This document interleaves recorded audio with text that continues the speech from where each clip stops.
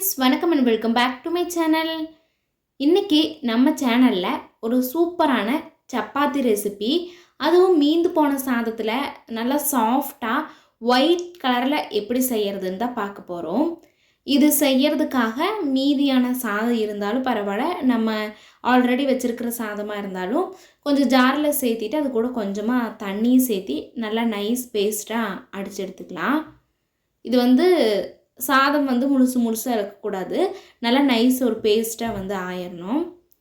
அதுக்கப்புறமா நமக்கு தேவையான அளவு கோதுமை மாவு சேர்த்திக்கலாம். சாதம் கொஞ்சம் கம்மியாக சேர்த்தனா போதும். நான் இப்போ சேர்த்திருக்கிற அளவு மட்டும் சேர்த்தனா போதும்.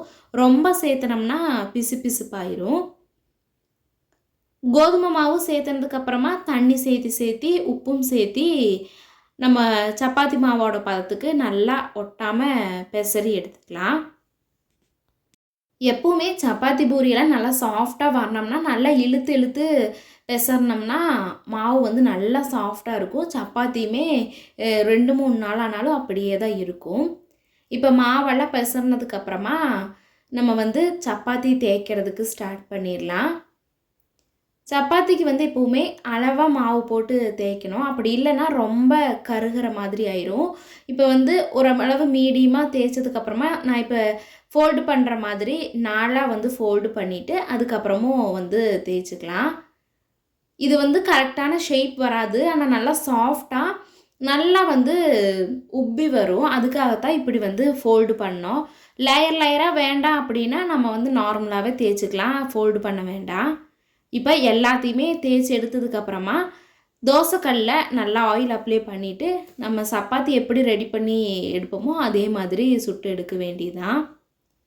சப்பாத்தியை அடிக்கடி திருப்பி விட்டே இருக்கக்கூடாது. ஃபஸ்ட்டு நம்ம போட்ட உடனே ஒரு 2-3 டைம் திருப்பி விட்டுட்டு அதை அப்படியே கொஞ்சம் நேரம் விட்டோம்னா நல்லா உப்பலாக வரும்.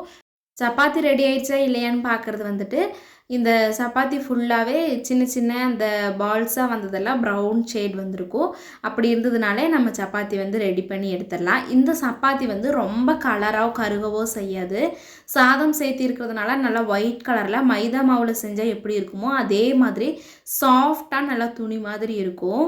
மறக்காமல் உங்கள் வீட்டில் ட்ரை பண்ணி பாருங்கள். இதுக்கு சைடிஷாக தயிர் வெங்காயம் வச்சு சாப்பிட்டோம்னா சூப்பர் டேஸ்ட்டாக இருக்கும். மறக்காமல் ட்ரை பண்ணிவிட்டு எப்படி இருந்ததுன்னு கமெண்ட் பண்ணுங்கள்.